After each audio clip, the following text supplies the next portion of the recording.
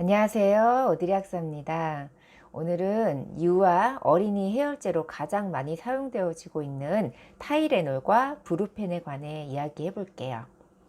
이 두 제제는 아이들뿐만 아니라 어른들도 사용하고 있고 같은 성분으로 여러 제약회사에서 다양한 상품명으로 나오고 있습니다.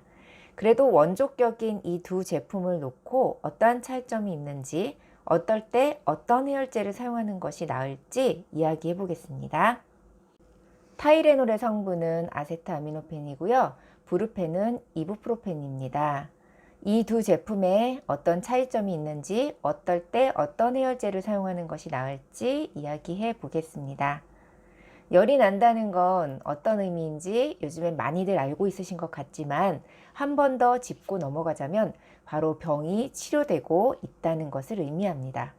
면역계가 병균을 죽이기 시작하려면 열이 나야 하거든요. 그런데 이 과정을 해열제가 열을 내림으로써 방해를 하게 되는 거예요. 그래서 열이 나도 해열제를 아무 때나 함부로 먹이면 안 된다고 하는 겁니다. 하지만 열을 또 내려주지 않으면 안 되는 경우도 있죠. 열이 나면서 경련이나 발작을 일으킨다거나 음식이나 물을 섭취하지 못하고 의식이 분명하지 않은 경우 등이 되겠습니다. 이러한 경우에는 해열제를 먹여서 열을 내려주면 증상이 대부분 완화가 됩니다. 탈수가 되었거나 상태가 좋지 않은 경우, 또 임산부의 경우에도 열을 방치해서는 안 되는 경우들이 있어요. 하지만 또 이러한 경우가 아니라면 체온이 40도 가량으로 높아져도 크게 해롭지 않은 경우가 다반사입니다. 해열제로서 현재 가장 많이 사용되어지고 있는 것은 바로 다름 아닌 타이레놀입니다. 이전 영상에서도 타이레놀에 대해 정리해 드린 적이 있는데요. 부작용이 가장 적고 효과 또한 빠르게 나타나기 때문이에요. 이에 반해서 브루펜은 타이레놀보다는 부작용이 있는 편이죠. 하지만 브루펜의 경우에는 소염작용이 있기 때문에 해열과 염증 완화의 역할이 필요한 경우에는 브루펜이 적합할 수 있겠습니다. 타이레놀은 소염 효과가 없거든요. 열이 나서 땀을 많이 흘린, 즉 탈수가 일어난 아이에게 브루펜을 먹일 경우에는 신장 기능에 장애가 생길 수 있기 때문에 주의하셔야 하고요. 타이레놀과 브루펜을 3시간마다 교대로 투약할 경우도 있는데요. 이러한 경우에는 브루펜의 항염 작용까지 함께 받기 위함입니다. 보통은 열이 나면서 통증이나 염증이 함께 수반되는 경우가 많아요. 이럴 때는 타이레놀보다는 브루펜 또는 수염작용이 있는 여타 종류의 해열제를 사용해 주시는 것이 좋습니다.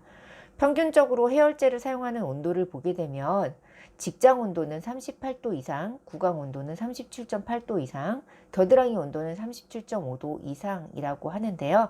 이거는 전 세계 임상 발표문의 평균입니다. 하지만 아까도 말씀드린 것처럼 병이 낫기 위한 발열의 경우에는 겨드랑이 온도로 38.5도까지는 그냥 두는 게 좋다고 합니다. 열이 오를수록 신진대사 속도는 빨라져서 치유가 빨리 될 수도 있습니다. 하지만 아이의 상태와 열이 나는 이유 등을 감안해서 처방의가 해열제를 처방하는 것이기 때문에 나의 어림잡은 판단으로 아이에게 해열제를 먹일지 아닐지 결정하지 마시고요.